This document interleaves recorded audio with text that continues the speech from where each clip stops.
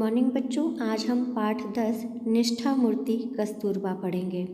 इस पाठ के लेखक काका कालेकर जी हैं।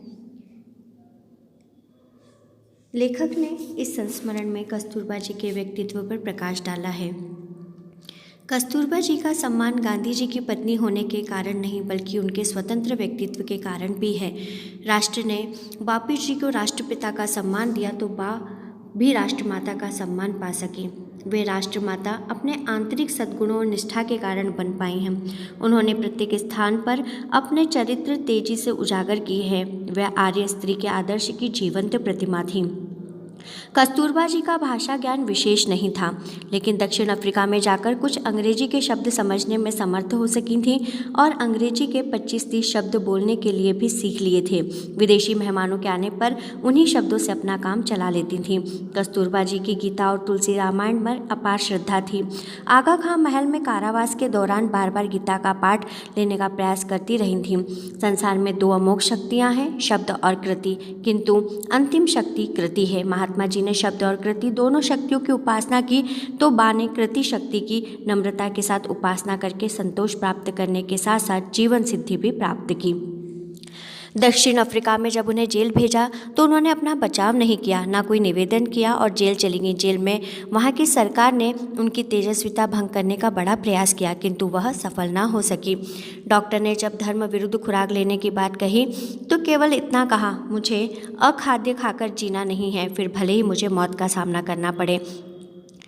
लेखक सन 1915 में शांति निकेतन में बा को देखने का अवसर मिला था। लेखक को पहली बार रात को आंगन के बीच के एक चबूतरे पर अगल बगल बिस्तर लगाकर बापू और बा सो गए और अन्य लोग आंगन में बिस्तर लगाकर सो गए। उस समय लेखक को लगा कि उन्हें आध्यात्मिक माँ बाप मिल गए हैं। लेखक को बा के अंतिम दर्शन बिरला हाउस में गिरफ्तारी के दौरान हुए, जहाँ गांधी जी को गिरफ्तार करने के बाद उनसे कहा गया कि आपकी इच्छा हो तो आप भी चल सकती है। बा ने कहा, अगर आप गिरफ्तार करें तो मैं भी चलूँगी। पति के गिरफ्तार होने के बाद उन्होंने उस सभा में जाने का निश्चय किया जिसमें बापू अपना भाषण देने वाले थे।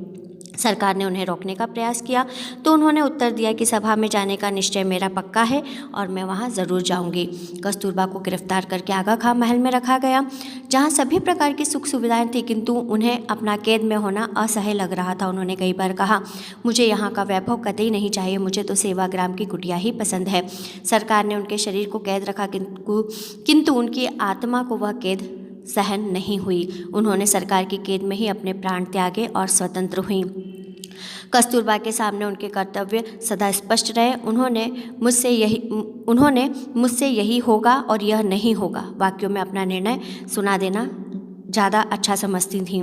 आश्रम में कस्तूरबा लोगों के लिए माँ के समान थी। आश्रम के नियम उन पर लागू नहीं होते थे। आश्रम में सभी के खाने पीने की व्यवस्था कस्तूरबा करती थी।